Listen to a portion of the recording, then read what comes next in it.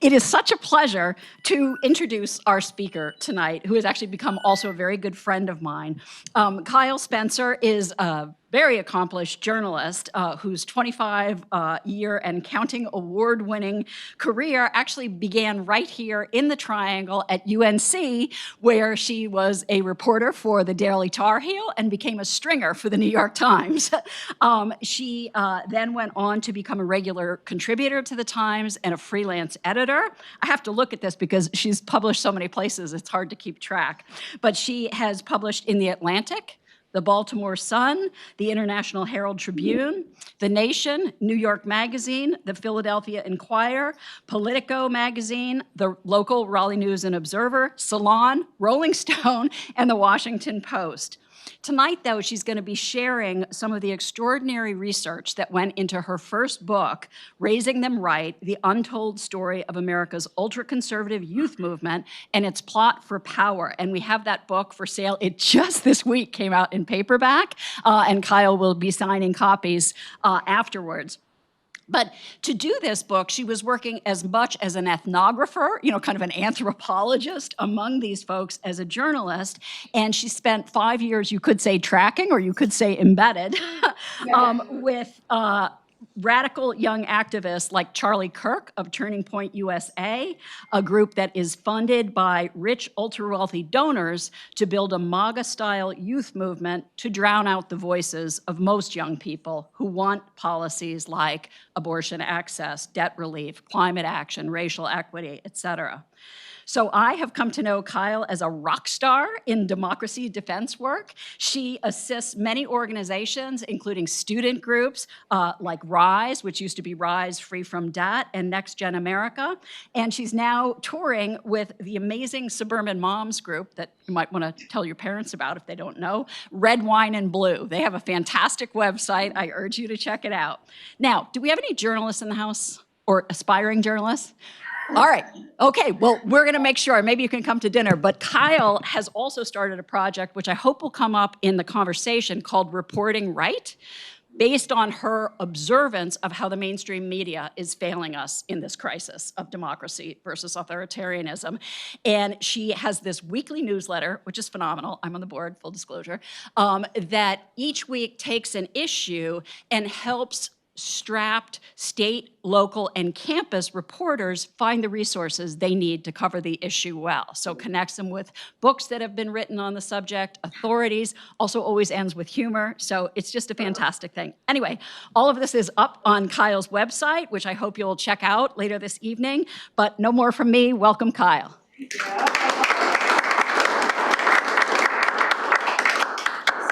Well, thank you all so much, and thank you, Nancy. It's such a delight to be a part of your journey for democracy. And thank you for inviting me here. And Corinne, thank you so much for organizing this and for everyone who's helped to put this together. I wrote a book called Raising Them Right because, and just let me know if I'm too loud or not loud enough or how that, okay. So I wrote a book called Raising Them Right because I was working at the New York Times and I was on and off college campuses, and I wasn't buying the story that college campuses, particularly large state schools in swing states, were being overrun with intolerant woke students who wouldn't let anyone talk and who were banning people's speech and whatnot.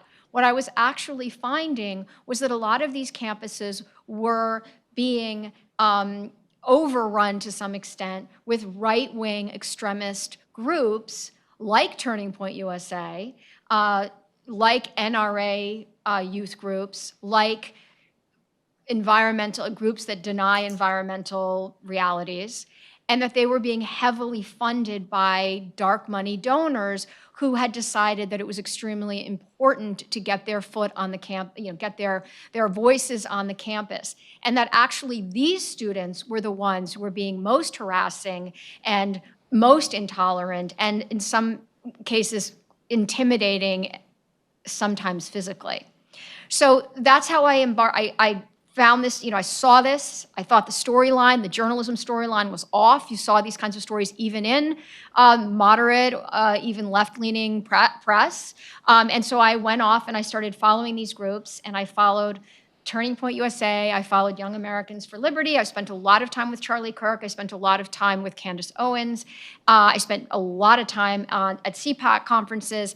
And that is how I came to really understand the way in which our democracy was being threatened by activists who were being funded by folks who really did not believe in the rule of law, in equity, in a constitutional republic in which people have voice and have sway. So that sort of leads me to this talk that I'm going to give tonight, Enemies of Your Vote, Understanding Voter Suppression, the College Campus and You. I wanted to start off by telling you that the other day, while I was in North Carolina, I met with the, oh, actually, you know what? I'm going to start my, this is me, start my presentation here. Reporting Right, my book. And so now, okay, here we go.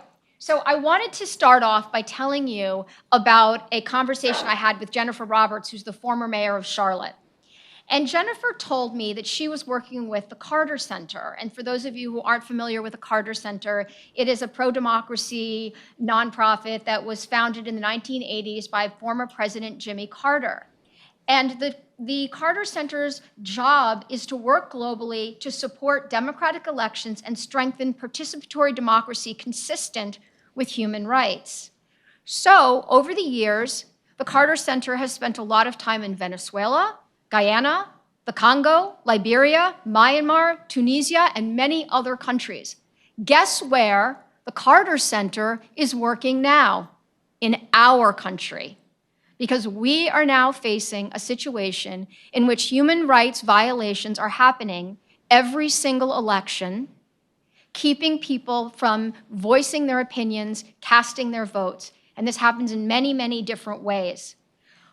We are seeing this more and more now, and it's not surprising because voter suppression and efforts to keep people from voicing their opinion at the polls goes hand in hand with authoritarianism. It's an authoritarian tool.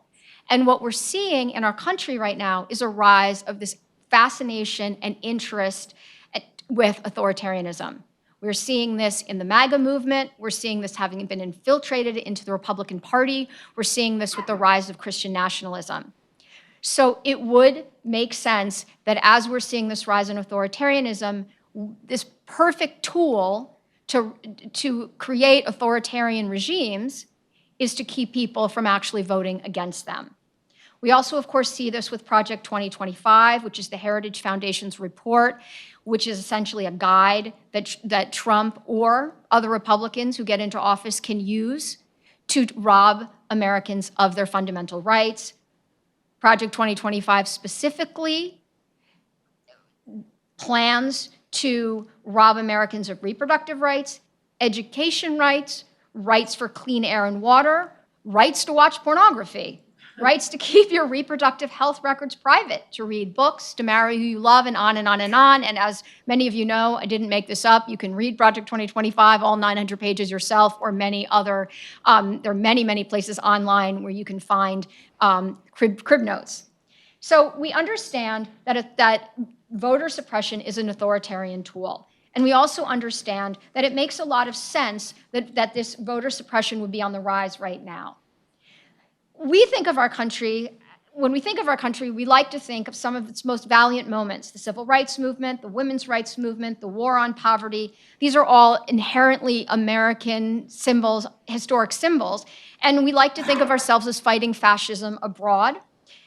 But we also have a darker, more insidious side in this country, which is this voter suppression underbelly, which has existed since the beginning of our nation. You can see up here different sort of vignettes of voter suppression, Reconstruction, poll taxes, efforts to keep women from voting, and of course, plain old physical intimidation. We also know that there have been a variety, as many of you know, suffrage amendments, the 15th Amendment to enfranchise African-American men, the 19th to enfranchise women, the 26th to enfranchise all citizens 18 and above, and that's one that is obviously of most import to this talk. It's important to understand that the United States, though, does not have an affirmative right to vote. There's nowhere written that we have that the Americans have the absolute right to vote. What we have is the right not to be discriminated against on race, religion, etc. But that's really tricky, because what that means is that if folks who want to keep you from voting can find manipulating ways to keep you from voting that don't look like discrimination, they can be defended. We know that poll closures, ID requirements, purging voters from voting, poll taxes, literary tests have all been ways to keep people from voting. We know that the Lyndon Johnson Voting Rights Act in 1965 was an effort to stop intimidation and efforts to keep people from voting. And we also know that efforts to get young people to vote have also been strong and happened a lot in the 1970s. So after the Civil Rights Movement, there was an effort young people fought long and hard to get the right to vote, to make the voting age 18. And of course, the 26th Amendment was the hard-fought amendment that let that happen. However, what we know is that the voting of young people has kind of waxed and waned, right? There have been periods in our history when young people have been very excited about going to the polls, and there have been periods when they haven't been so excited about going to the polls. 2016 was an odd year, right? Because we had this, what we now understand to be a monumental election, but we saw a youth vote that was mildly interested in getting to the polls, and there were lots of different reasons for that. But that changed in 2018 in that midterm, when young people, horrified by Donald Trump's arrival in office, came to the polls and became deeply, deeply invested in getting out to vote.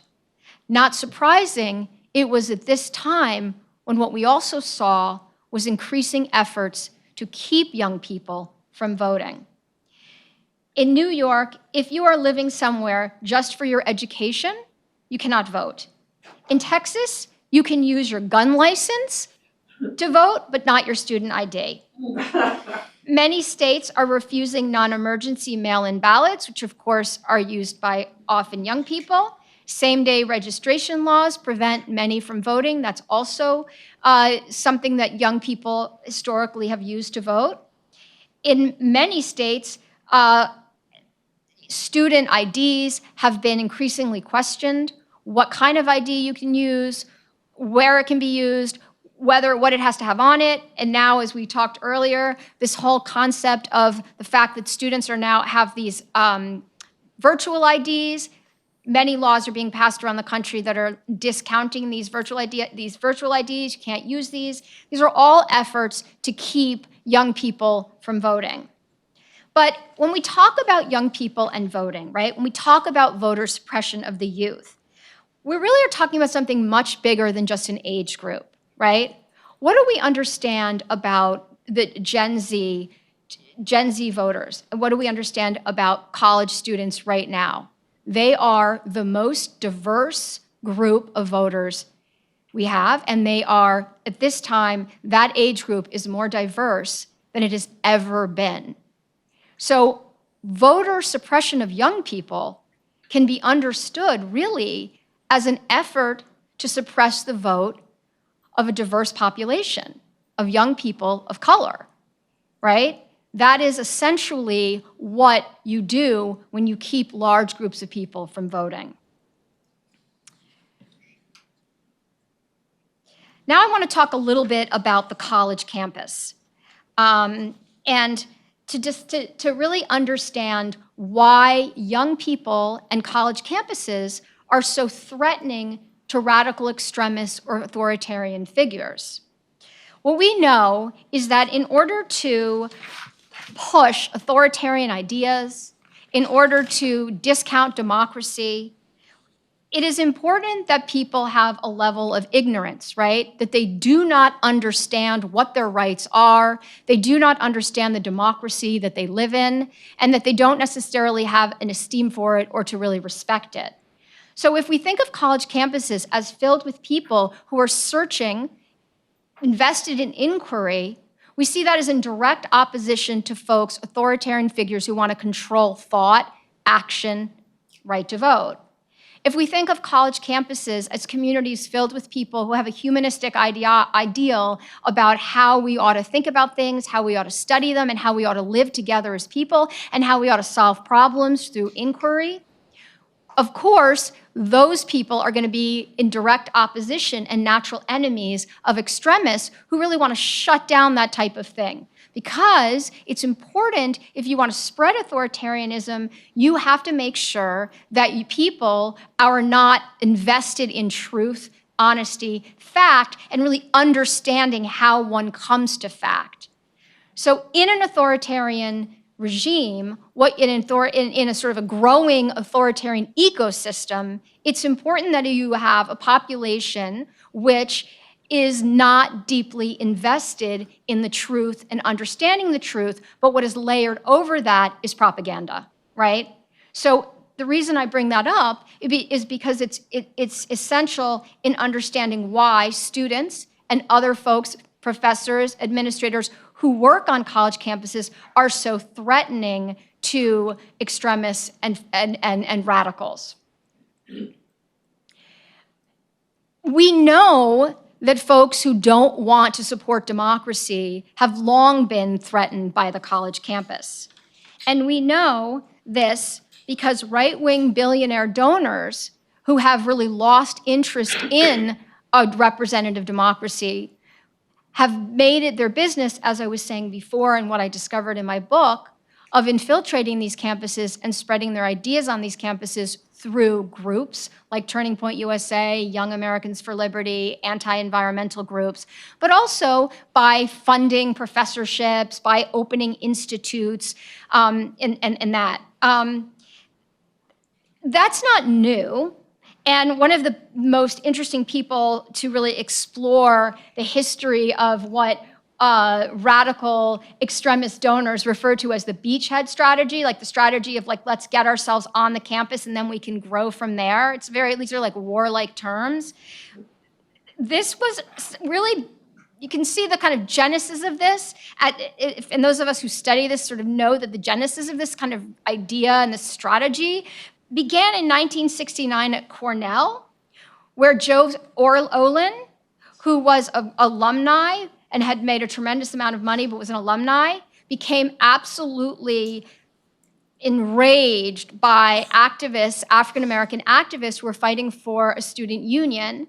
And he saw this happening. He was not there at the time, but he saw this happening and decided that really these young people needed to be silenced, that they had a sway on the Cornell campus that was too big, and that they had a sway on these campuses around the country that was too big, that leftists, progressives, kids of color, they didn't need to have the voices that they had. And again, this really loops into this idea that, of course, if you don't want people to have a voice rallying or demanding things of their administrators, you also definitely don't want them to go out to vote.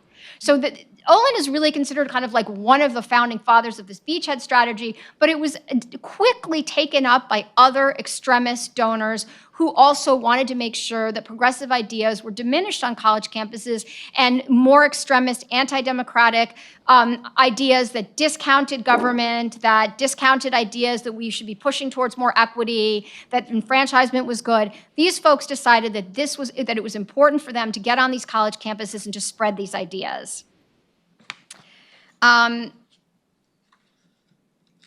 So what I did when I was working on my book was to see what this looked like now. And I didn't, starting out when I was looking at this, I was looking at the face of it, right? I was first looking at who and what were on college campuses and what their tactics were. So the first group that came to my attention was Turning Point USA, because when I was on these college campuses, I would see these huge, huge tables filled with swag, and there was music, and there was balloons, and there was giveaways, and there was, invitations to go to the gun range and go to movies, and then come to Florida to go to fancy conferences. And that strategy was being heavily funded, and is heavily funded increasingly by radical extremist donors. And I think of the tactics of these groups who've become the face of these radical extremists and the kind of worker bees on college campuses of these extremists. I think of the tactic as being bullies and buddies, right? So visually, you can see this is Charlie Kirk. He's hanging out, and this chick's got a Make America Great Again hat, and they're taking photos. And this is really a visual embodiment of this idea that join us, we're fun, we're a club, we're a group, and together we can, together we can share these more conservative ideas, which always with these groups start off as kind of innocuous and then kind of go deeper and deeper and more alarming, right? So when these groups get on these college campuses, the first thing that they are told to do is to sort of hand out material on, well, you want to legalize marijuana, don't you? You like small government, you want government, controlling your marijuana use, or hey, we need to reform the prisons in America. These are ideas, these are a couple of ideas that radical extremists actually share with more progressive elements of a college campus. And then quickly, these things get darker. When students come to events, they learn that one of the things that these groups want to do is to pass laws around the country so that young people can literally carry military-grade weapons into their math classes, right? The campus carry movement. So it's slowly sort of like, you start to see the darker underbelly of it. Or, we don't really live in a democracy. That's not really what we're doing here. Or, violence is an acceptable possible response to disagreement. So that's how, so it's the let's, join us. It's all really fun. Things get a little darker. And then the other tactic is, if you don't join us, we're going to bully you. Right? We're going to bully you. So this sign, I'm pro-choice, pick your gun, this particular version of it is actually quite small. I saw this sign when I was traveling around universities around the country, all over the place, very, very big versions of it. And it was terrifying. And that was just sort of, to me, just one way that this group speaking for, working for, radical anti-democratic extremists were basically suggesting you can join us or you're our enemy and we're armed. And that is what is being spoken, said on college campuses, but what that mirrors, of course, is what all of us are seeing in the larger radical conservative movement, right? If you are white, ultra-conservative, believe in authoritarianism, join us. If you don't, you're our enemy and we're armed, right? So the college campus then becomes a kind of microcosm, not just for how these extremists work, but it also becomes an embodiment and sort of works on sort of a parallel path. Let me just make sure that's right. Yeah. So one of the things that happens with these radical extremist groups on college campuses is while their donors are funding organizations which are funding legislators who are pushing forth and passing legislation that makes it more difficult for young people to vote, whether it's ID laws or whether it's laws about where you live, or whether it's time, you only have a certain amount of time, whether it's closing polling booths, whatever the method is, that's a kind of more, we can understand it as a more overt effort, right, to suppress the vote. But what I found with these radical extremist groups, particularly during the Trump years, was that there was an effort to dissuade moderate students from their interest in democracy and the Democratic Party as a whole. So there was a lot of this classroom, these students, this campus is filled with woke, bothersome people. You don't want to join them, so you may not like radical extremists, you may not like Trump, but you should definitely not support them. You should not go to the polls to vote for Biden. Right? So that was one, what I refer to as silent voter suppression. That was one kind of way that it was done. The other way, which you saw a lot on campuses, but you saw a tremendous amount before Biden stepped down, was the stuff online which mocked him endlessly, this obsession with Hunter Biden, this obsession with Biden's age. It was endless, endless, endless. And so I put this up because if you were somebody who had gone down the rabbit hole and you were watching a lot of stuff that was being produced by the right wing and the young right-wing organizations, you were inundated with these visuals of Biden falling off his bicycle, falling down, mumbling, not knowing where he is. It was just absolutely endless. And again, that was designed not necessarily for a young person who felt like, hey, I really love Trump and want to vote for him. It was meant as an effort to dissuade people from supporting Biden. Now, we already know that during the last, 4 years or so, that Biden did have an issue with young voters, that young voters struggled with this idea that this guy was old and was, seemingly getting older and less healthy by the minute. That was a real thing that most young people felt, but it was really aided by a lot of these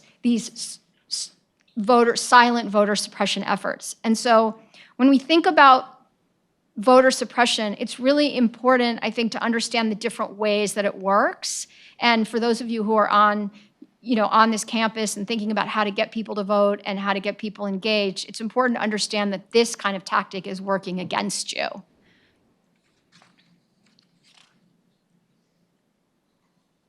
But what we know about student voters is that contrary to what we hear a lot about young people, that they're not engaged or they don't care.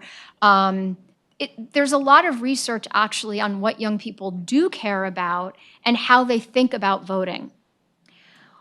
Young people are issue-oriented voters, and I assume there'll be sort of some nods in the room, because we often think of single-issue voters as kind of like older people who are sitting around a kitchen table trying to pay bills, and they're there, thinking they're single-issue voters, they care about the economy. We think about, suburban moms or single-issue voters, they care about reproductive rights. But we often don't talk about young people as being single-issue voters.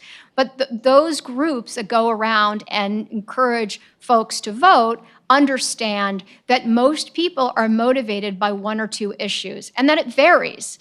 In one part of the country, on one campus, it might be reproductive rights that's really galvanizing.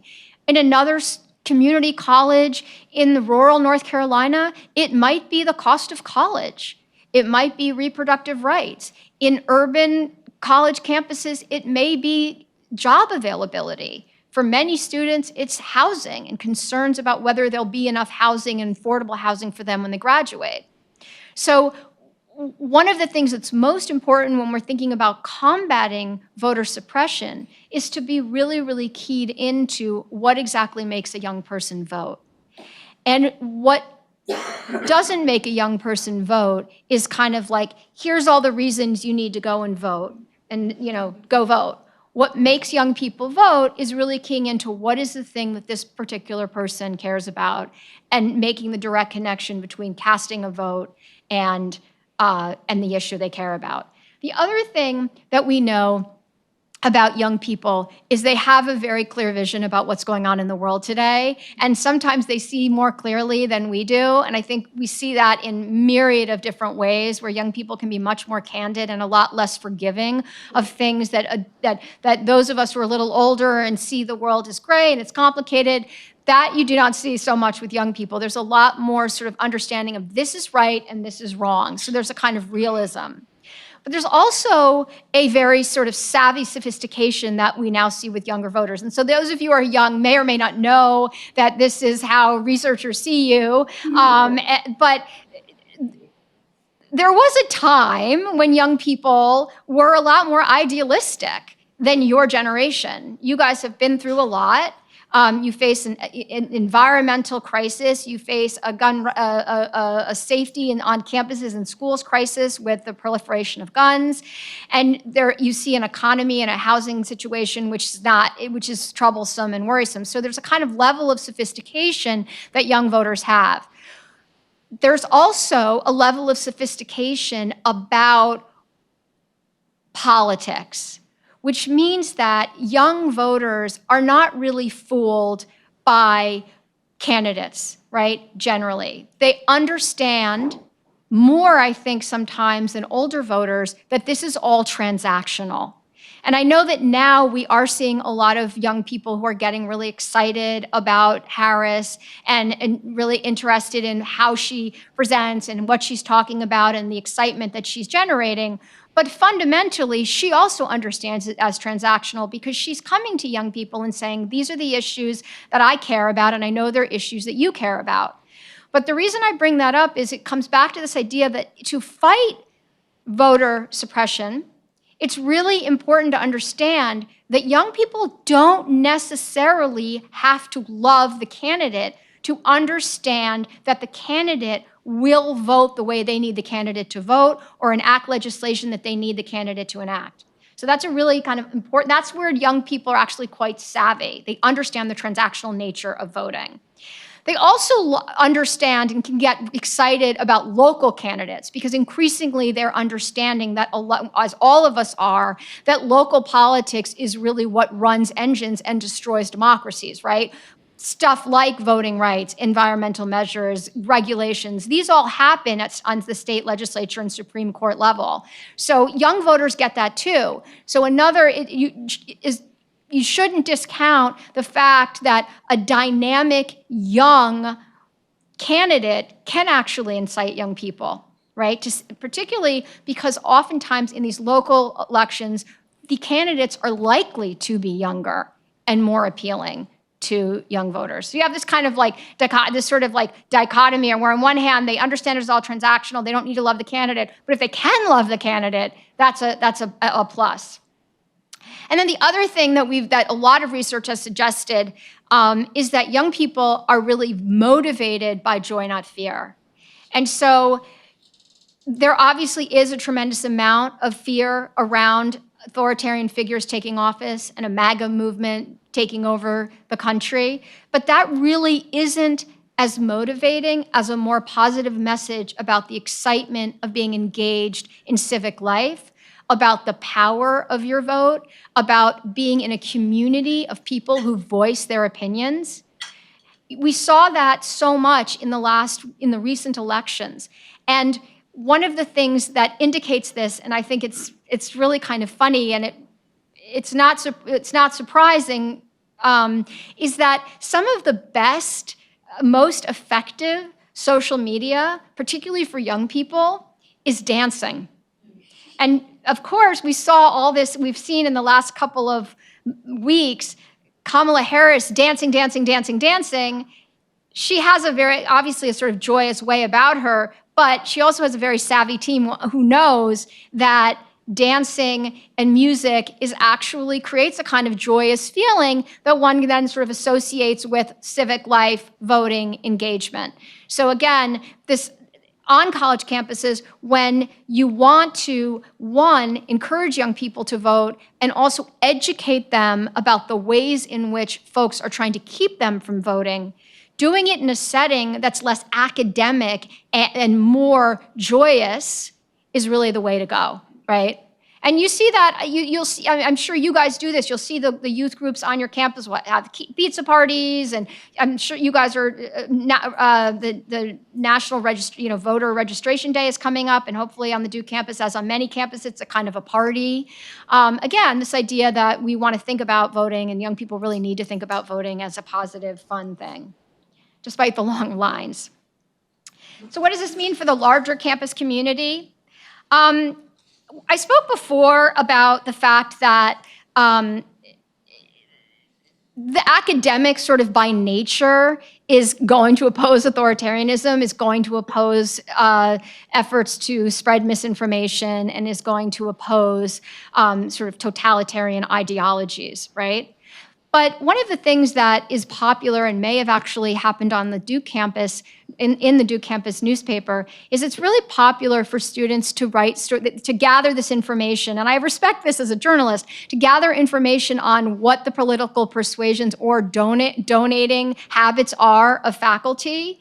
And inevitably, when this information is found, student newspapers like to write these stories about how an overwhelming number of professors are Democrats and give money to Democrats and are progressive and are liberals, which then, of course, leads into this conversation about how, well, the professors are overly woke and they're indoctrinating young people and on and on and on. But another way to think about this is to think that perhaps when you are in an academic setting and you are committed to thought and to knowledge and to the pursuit of knowledge and to ideas and to community and to thinking about ways to make the world work better through ideas and through innovation, that you inevitably become somebody who is forward-thinking, who is thinking about progress, who is thinking about equity, who is thinking about and believing and supporting all of these things that the Democratic Party essentially supports. So I wanted to kind of throw that in there, that when we think about voting and how people vote, that it doesn't necessarily have to be seen as such a detriment that the academic community leans left. It may actually just be inevitable, right? But the idea that, this fact about the academic community makes you very threatening and makes the academic, academic campuses around the country, it makes them, as I said before, natural enemies of folks who want to traffic in disinformation, misinformation, ignorance, and propaganda. So if you are trying to push authoritarianism, clamping down on the college campus, being an opponent of higher education, trying to seed doubt on the pursuit of education would obviously be the way you're going to want to go. So I say that because it's important to understand that you are a target and that you have to, as a community and as an academic community, students, professors, administrators, you have to understand you are a target and you need to fight back with the values and the votes that you have. This is a slide to tell you that despite all of this, I'm feeling very hopeful. There are many youth groups around the country that are working very hard to get out the vote. And there are also, one of them up here is RISE, and down here is Babe Vote. Both RISE and Babe Vote, and there are other groups too, like Next Gen. I'm sure you guys have names of groups that you've worked with that are on your campus or on other campuses here in other states. But not only do these groups work to get out the vote and to register, but many of these groups also sue states when they see voter suppression happening. So it behooves you to be very aware of where your right to vote is being threatened, and to be in touch with groups that's job is partially to prevent that. It's also important for you to understand that how people try to keep you from voting can look many different ways, and in some cases may not look like voter suppression. If it's overly complicated to vote, if you need one piece of document after another, if your actual ID isn't valid and doesn't work and you need to replace it with some other ID, if you need to re-register, change your address, get a driver's license that does this or does that, those are all efforts to keep you from voting. If you don't have easy access to polling places, particularly on large campuses, that is a direct effort to keep you from voting. you ought to have on your campus and on all campuses in the country a place for young people to vote. So I say that to you as a kind of a warning, but also a request that as we enter this upcoming election, everyone here will work hard or continue to work hard to make sure that young people get to have the voice that they deserve in this upcoming election for a world and a country that they will singly own after the rest of us have gone. So that is...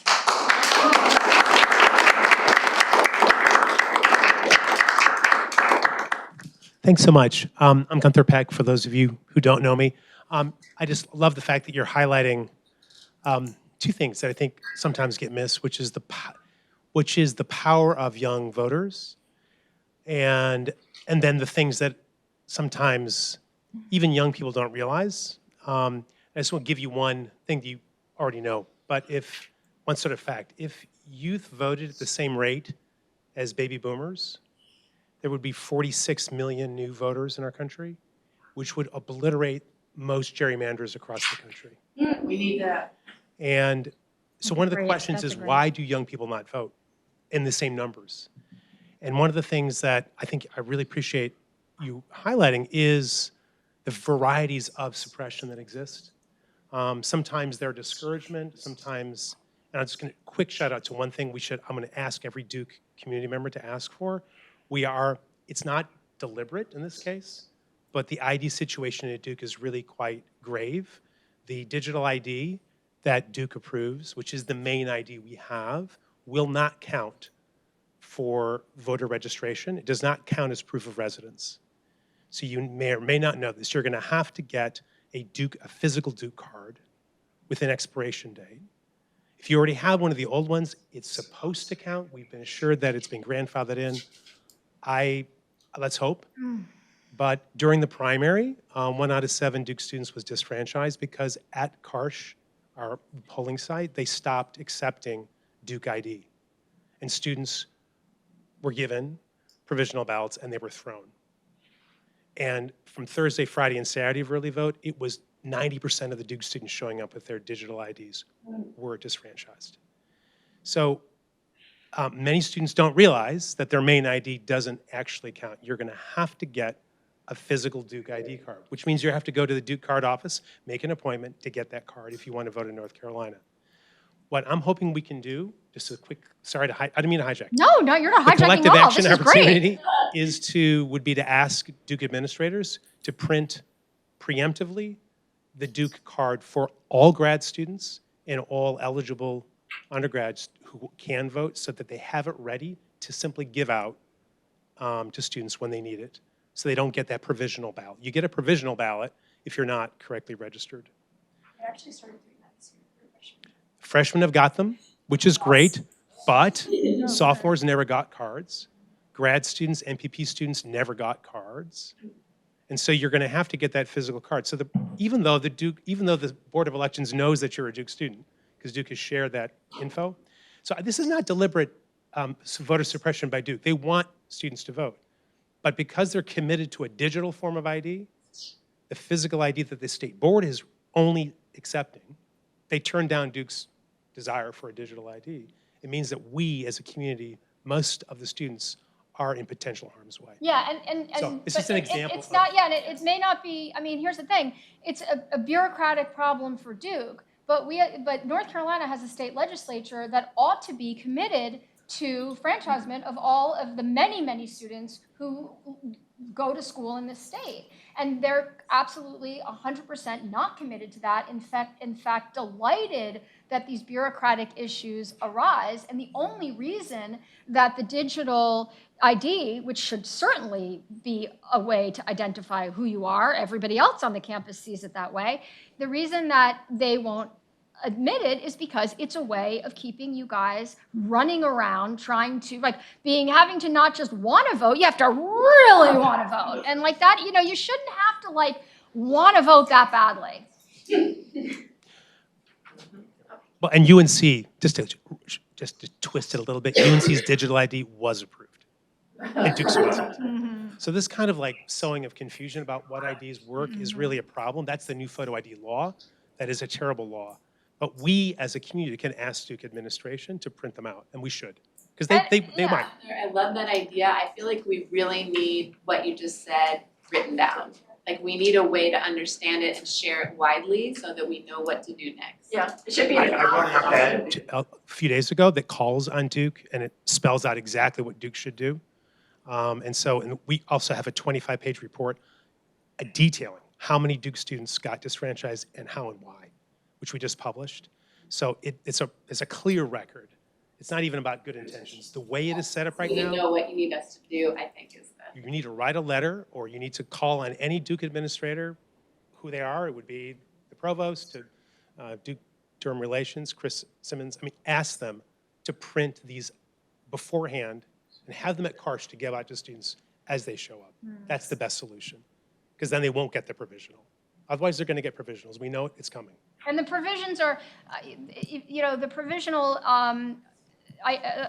ballots are a way to keep people from voting, because we know in North Carolina and in many other states around the country, when people fill out provisional ballots because they don't have a proper ID, the number of provisional ballots that are thrown out, the percentage of provisional ballots that are thrown out, the percentage is much higher for young voters than it is for older voters, and there's a reason for that. So provisional ballots, if here in North Carolina or you're voting other places, you should always try to avoid a provisional ballot, because it is an opportunity for someone to throw your vote out. And there are, unfortunately, many officials in this country who want to throw your ballot out. And I think that's the part of you all being so savvy. You have to be savvy about the fact that there is a huge effort to discount your vote. So voting in person is always better than, obviously, than not voting early or on the day of. But I want to say one other thing. Do you want to ask? You ask a question, then I'll. It's not really related, so. No, it's okay. We can move on. My question was, I grew up in New Jersey, and then I go to school here, but it's definitely a liberal kind of bubble, especially at Duke. But I just spent my summer in Alabama and signed an offer to go work in Alabama after school. And I was wondering if you saw something different in the deep red states than what you're talking about, what you're seeing in these swing states. Are young voters more enfranchised because they are more likely to be in line with these Republican ideals, or are they still disenfranchised? And I want to know, if those groups that you talked about on the swing states are as prevalent in the Deep South. Yeah, I mean, I think it's a great question. I think, just as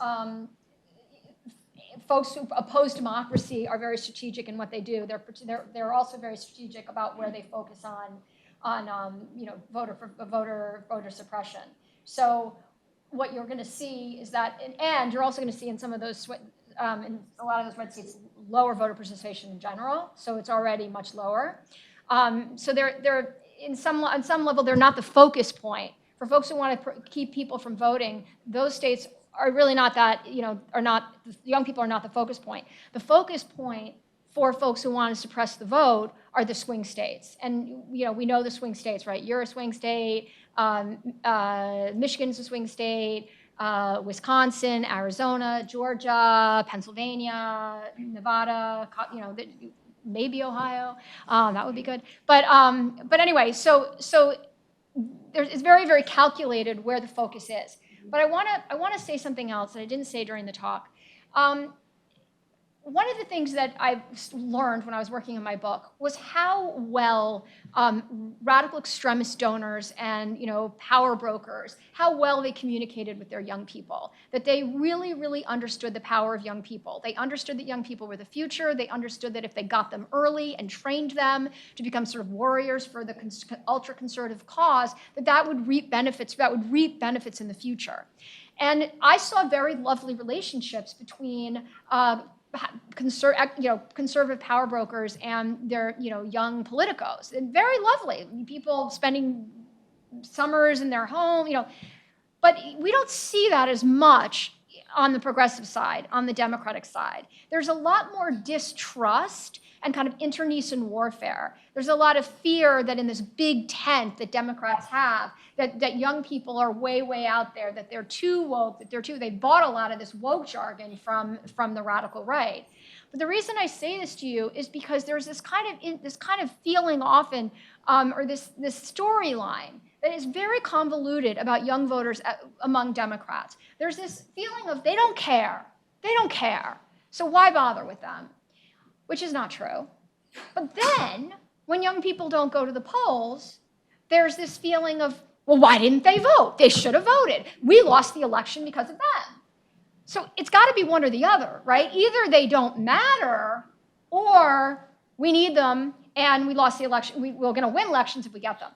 I think we're in a different place now. 2016 changed everything, and over the, as the years have progressed, you are seeing coalitions between younger voters and donors and power brokers in the party, and a much, much greater understanding of how important young voters are. So, but I just think it's interesting that the radical extremists have always understood the power of young people, which is precisely why so many of these voter suppression laws target young people. Whereas Democrats, who have in young people absolute fabulous group of workhorses and supporters and enthusiastic civic engagers, they have had a really hard time kind of understanding that they are an asset to them. So I wanted to say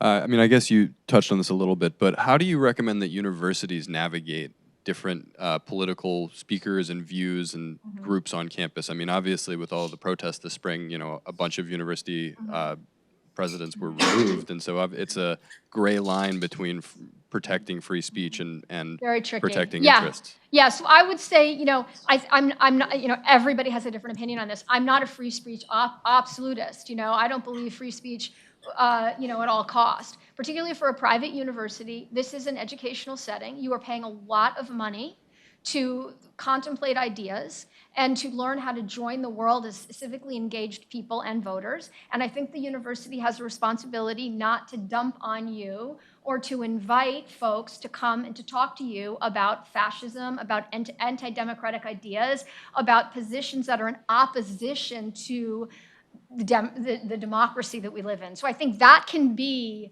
a very clear, why would you do that? Do you think that in Russia, Putin likes to have folks go around and talk about democracy on the internet? We live in a system that we believe in, and that is the hallmark and the centerpiece of our entire country. And so to invite people to come to suggest that we shouldn't be living in a democracy is, I think, beyond the pale. It shouldn't be that complicated. I will say, though, that particularly public universities can have a lot of problems telling radical extremists that they can't come to their schools and they can get sued and whatnot. What I say to students is what you don't want to do when, who's somebody horrible that likes it, Richard Spencer or Candace Owens or Ben Shapiro, whatever. What you don't want to do is draw a lot of attention to the folks coming. You don't really want to get in there and start screaming and yelling inside the auditorium. What you want to do is not to oppose these anti-democratic ideas. You want to use that visit as an opportunity to gather the big tent of all of the pro-democracy organizations on campus, and you want to throw the biggest party you've had all semester, right? With music and with dancing and celebrating what you believe in, which is a plurality, which is kids with green hair and kids who are transgender and kids who are this and kids who are that and and people who wear this and people who wear that and people, right? That's what you want to do. You want to throw the biggest, and that is the 100% way you ought to respond to that, right? We don't want to be in opposition. We want, as pro-democracy folks, to be constantly selling the wonderful thing that is democracy. Any other questions? Just the point that you raised about, coming from New Jersey and kind of feeling like your vote doesn't really matter there, and Alabama and North Carolina, and I don't know how many people have taken history courses and understand like how the Constitution started. We ended up with this electoral college, which has overwhelmed the popular vote in many elections in our lifetime. And that's part of why so much voter suppression is now coming from the Republican Party, because since 1988, with the exception of the year of the Gulf War, they haven't been able to win the popular vote, right? So when they've won, it's been the Electoral College. So that means, that really burdens our elections, because in New Jersey, there's probably not even a national election happening, right? Just like in Alabama or Mississippi, it's hardly happening, because that's not going to change things either.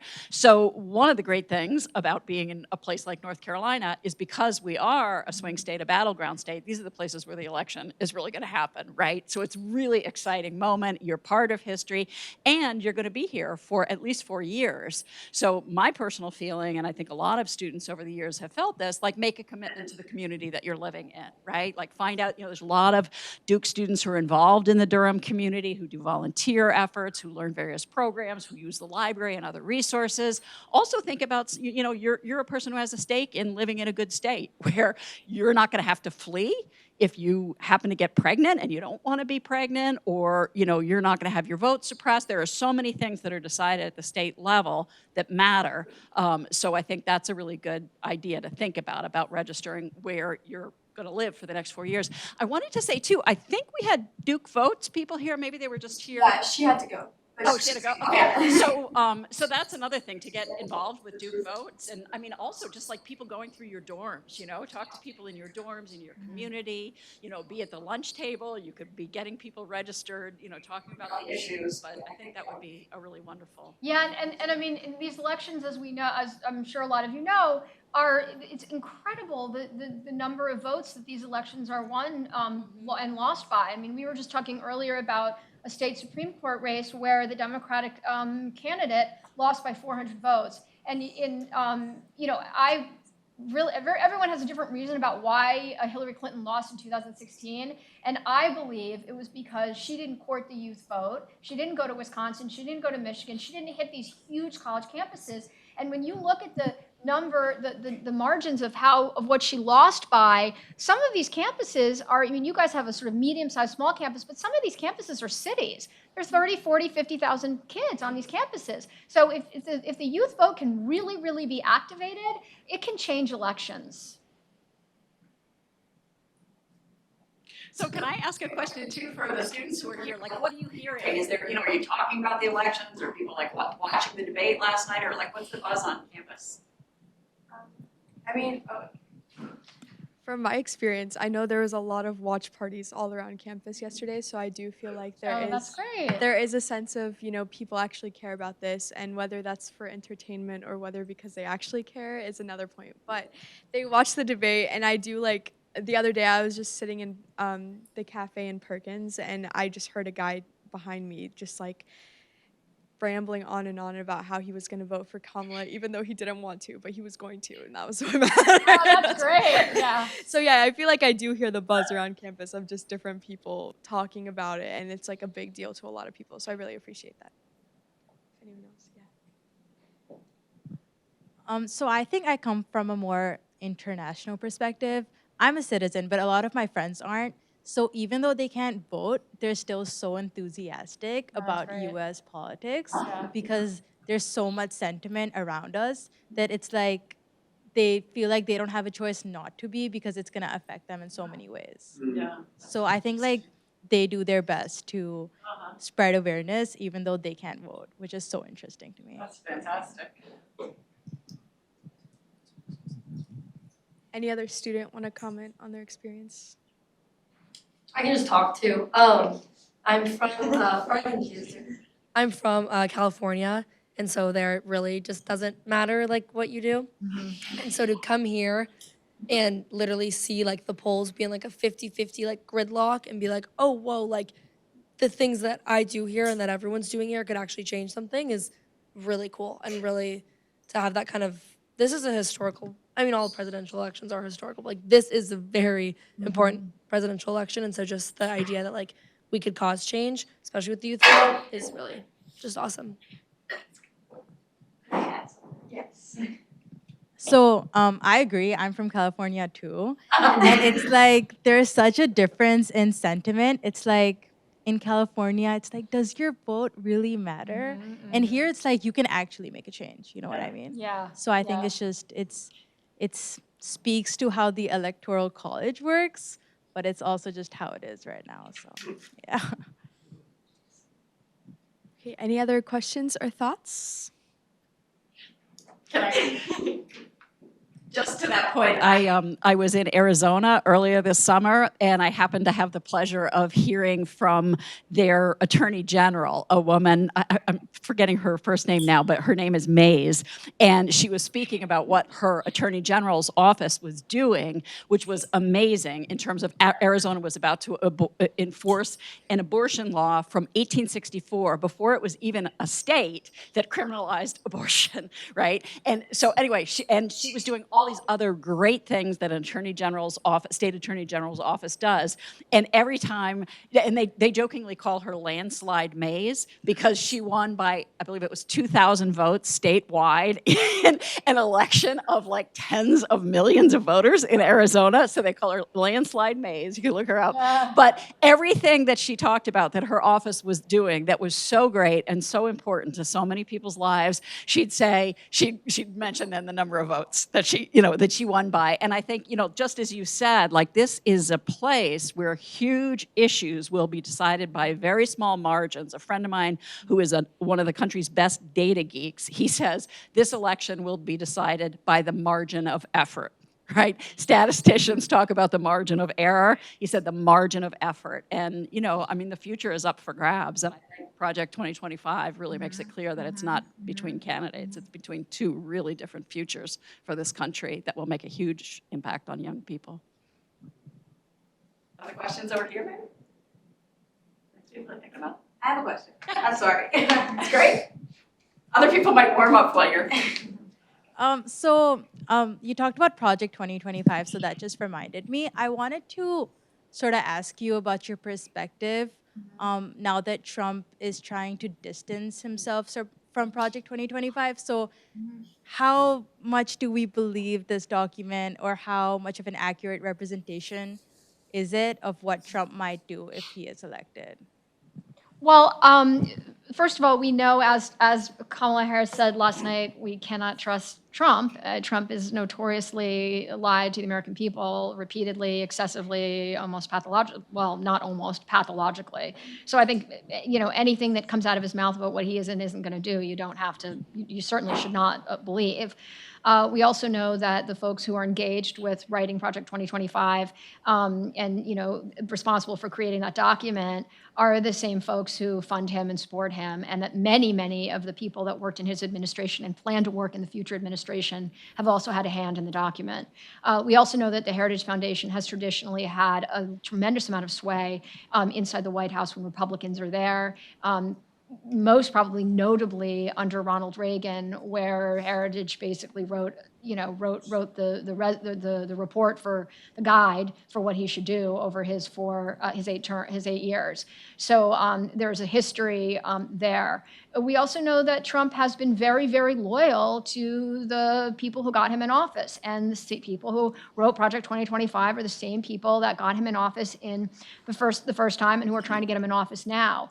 We know, all of us, that Trump doesn't really, he's immoral. He doesn't have a belief system, right? He doesn't really care about anything except himself. And so we know that if a document is handed to him, and if requests are made to him, historically, he has followed through, right? We know that when the Christian evangelicals came to him and said, we need you to make sure that Supreme Court justices get in office to overturn Roe v. Wade, he did it, right? So he likes to kind of present himself as this authoritarian sort of bossy guy, but he takes orders.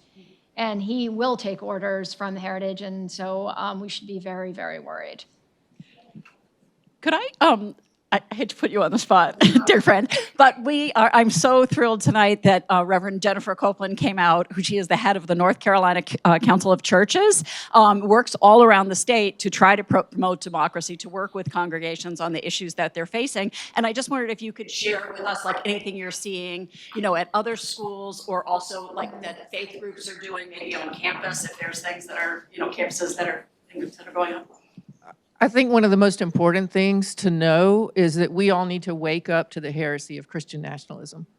It is not Christian, it is heresy. I'm a trained theologian, I have a PhD from Duke. I worked here for 16 years in my other life before I took the North Carolina Council of Churches. And I can tell you that over historically through Christianity, there are movements that arise that we don't know until later are labeled heresy. Sometimes they're heresy, sometimes they're reformations. We had one of those too. It worked out really well for a lot of people. But this is a heresy. And anything that you hear from the Christian nationalists, and you touched on it, you weren't talking about Christian nationalism, you were just talking about some of the things in Project 2025, but those things go hand in glove. Yeah. The 7 mandates that the Christian nationalists want to assume control over are the things that you will find in Project 2025. That's such a good point, yeah. The evangelical vote was blocked by blocking, I mean put together in a voting block to help elect Donald Trump. And a big piece of that was the abortion part. That's been a bellwether of fundamentalist Christians really since the early 1970s.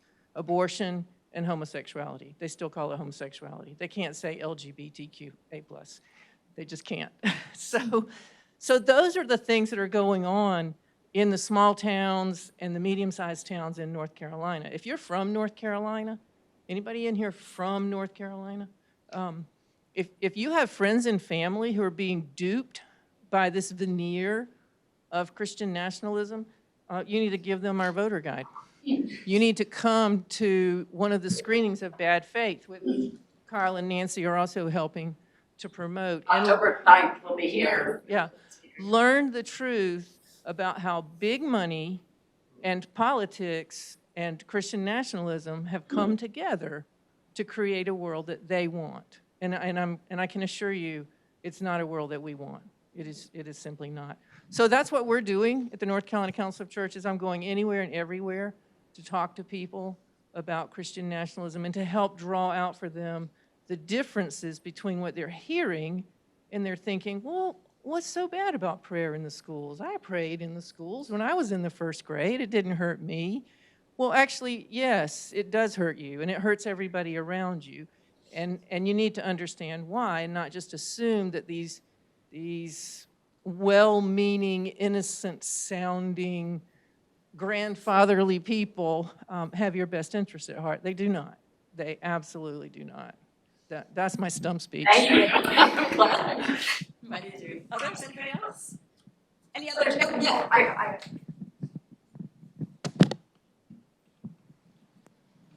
I actually have a question for you. So a large part of your work is engaging with people who are living in a very different reality, right? Or are looking for a different future.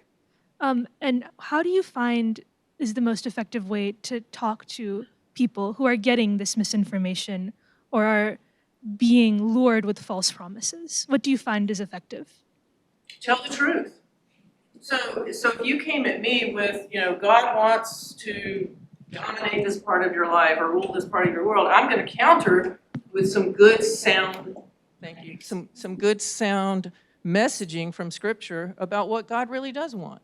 What God really does want is for every human being on the face of the earth to flourish to the fullest potential of that particular human being.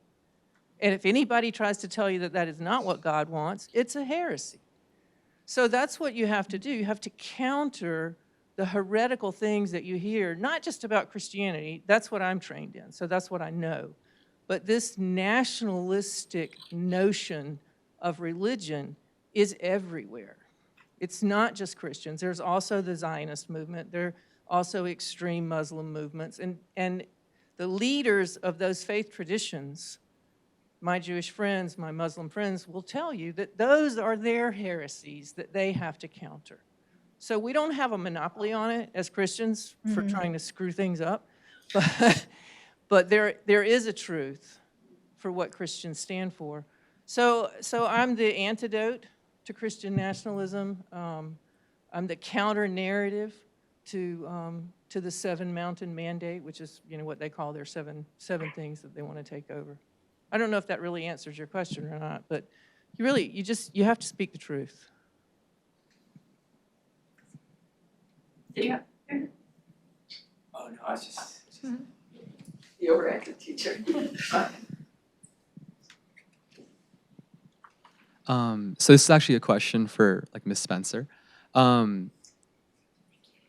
So the Harvard Kennedy School's Institute of Politics, every 4 year, they run this really interesting survey on youth voters, who they define as people aged 18 to 29. And I believe in 2020, when they polled young men aged 18 to 29, there was like a 22-point gap between those who identified as Democrats versus Republicans. And then in 2024, there was a 3-point gap. What was interesting, though, is that at the same time, despite this shift in the past 4 years, when it came to their ideology, so their actual stances on key issues, it remained exactly the same. And so I'm curious how you would explain the shift in party, but not the shift in ideology in those 4 years. Yeah, so tell me the years again, just so I want to make sure. 2020 and 2024. Yeah. So, I mean, I think what this, a couple things. The Republican Party has been taken over by authoritarians who are this kind of machismo rhetoric, this very powerful, controlling, ideas, ideology, thought. And so I think that at a time when there's so much shifting in this country with demographics and with power structures and changes, particularly for white males, I think an authoritarian ideology can be very appealing. And I think that the extremist Republicans know that. And one of the groups that they have worked really hard to target are young men, and in particular young white men. And I think that we have a real problem on our hands with that, with extremists and radicals recruiting young men. And what we know about politics, by and large, is it's a feeling, right? I mean, we want to believe it's about policy, but I think particularly for a lot of young people, and this is probably not true for Duke students, but a lot of young people really know very little about what is going on, and they know very little about what candidates believe in. They know very little about what's at stake. And then they spend a lot of time on social media platforms that are very light on fact and heavy on entertainment. And so I think that really explains the increased interest in Republicans. I also think that there is a level of, particularly since the extremist movement is so embedded with Christian nationalism and white supremacy, there is a lot of misogyny there. There's a lot of power given to men and power taken away from women. And there's a lot of fear-mongering about the ways in which women are becoming too powerful. And so I think subliminally, and maybe not so subliminally, that's very, very alluring to young men who may be worried about the shifts. And I think the job of progressives and of Democrats is to not ignore this, but to acknowledge that shifting power structures can be very scary for those who've traditionally been in power. And while we don't see them as victims, they are, to some extent, serving to hurt, or at least, in a situation in which they have to share power. Nobody wants to share power who never had to share it before. And so it's almost like a re-education or at least just an understanding that this is happening. So I think that answers your question. If it hasn't. But I will say that one of the folks who are encouraging young men who are worried or concerned about this gap between how young men and young women are voting are telling young men one thing, which is that if you're straight, young women are not into Trumpers. So, you know, I just had a follow-up. So I know another thing that's becoming increasingly prevalent in 21st century politics is like the commonality of like single issue voters. It sounds like, and I don't want to like misquote you, but this is also like my sentiment, which is that like a fear of displacement has become like an increasingly like dominant Yeah, I single think- issue yeah. that people focus on. yeah, and I don't think, yeah, I'm sorry, am I interrupting you? And I was gonna ramble honestly, so you cut me off. But like, I guess my question was pretty Yeah. much just, like, how would you? So I'm from Seattle, so similar people, from like California and stuff. Yeah, yeah. I grew up in like this, this very liberal bubble, and I have noticed like being in a swing state, like this fear of displacement is a very common thing, and like bro to bro, like my sports circles, things like that, like that's where people feel comfortable talking about those things. What would you say to people who are like that's their issue, is Their like the fear? fear displacement, like Yeah. that's the issue they care about the most? Yeah, I mean, I think what you really need, and I think you're seeing this with the Democratic Party right now. And I actually think it's so interesting. I did one of my Reporting Right newsletters about this, that, Harris is actually surrounding herself with these very powerful feminist men who are showing America what it means to be in alliance with a powerful woman and in cooperation and in community.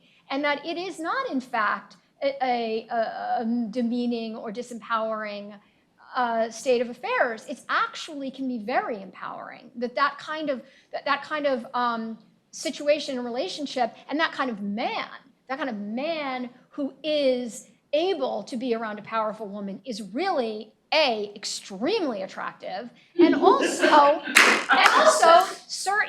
is not at risk of losing his power. In fact, it's empowering for him to be in that way.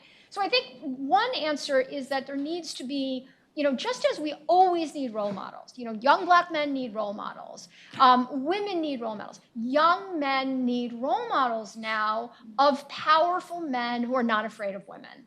And what we see, and I really believe we're going to see a shift now, because I think this kind of Tim Walz model man is having a moment. And I think Harris's husband is having a moment. This type of man is having a moment. And as she has said, and said last night, and has said repeatedly, we need to turn the page on Trumpism. I think this authoritarian bumbling has lost its luster. It's not attractive. It's not exciting. It's kind of gross to watch. And I think it's not just Democrats that feel that way. So I think more modeling of that. And I think two more things. I think recognition that this is a feeling, I don't think you want to tell young men, oh, you know what, you don't have to compete with, you're not going to be competing with women in the workforce. You are. So I think that to hear men out, that to be aware and willing to accept that this can be scary, and that maybe they're not so excited about it. I mean, I think that's an okay thing to do, and I think we ought to do that. We ought to hear them. And so that's another thing. And the other thing I want to say is that young men are so isolated right now, and that we really need to accept that, and we need to extend ourselves to them, and we need to start to think about ways to bring young men into community in ways that is satisfying for them. And this is a national health crisis, and we know it is, and we can't ignore it. So that's another thing. And I think when men are brought into community, they do better and feel less enraged. And I had one other thing to say, and I can't remember. So if I think of it, I'll let you know. I know what I was going to say. I want to say that I think that young men who are attracted to Trumpism and the MAGA movement and this kind of authoritarian, misogynistic stuff, I think that and there are mothers who have sons who they're concerned about, who have those kinds of ideas, and people who have family members or whatnot. I think it is, and I don't want to be like psychobabbling on you, but I think one thing about it is it's actually an expression of their own emotions, right? That they're political, just because politics is about emotion, and how people feel about it, politics is emotional. And I think if we think about it that way, I think it starts to recalibrate how we think about that, and you think maybe listening and accepting and hearing is actually really a good antidote. Does that? I mean, yeah, it's kind of like the early 2000s, like incel movement and stuff like that. Like, would you like draw a parallel to that? The what? The what? The incel movement and like the Yeah. I mean, yeah. Right, so. But I also want to say something, and I firmly believe this. We have, how many days till the election now? 50-something? We're not converting anybody. And there's this great, some of the activists that I work with have this great analogy, and they talk about people's brains and what they know in their knowledge base is basically, have you heard this? You have a cup basically with all the information that you have. And if you are a person who's filled with disinformation and Christian nationalist ideas and MAGA, whatever, conspiracy theories, your cup is full. And so 60 days till the election, we are not emptying your cup out and filling in truth. So we do not need to target those people right now. Long term, we need to think of a strategy to educate the country about Christian nationalism and the threat of authoritarianism. But right now, we need to activate people who don't think that the fear is really there. So they're not filled with bad information, they're just not filled with enough information, or they have the information and they're not being activated. So nobody should be wasting their time between now and Election Day trying to convince some crazy MAGA extremist that their ideas are bad. Thank you so much Thank for being here. Let's give Kyle a round of applause. Thank you so much for spending the evening with us.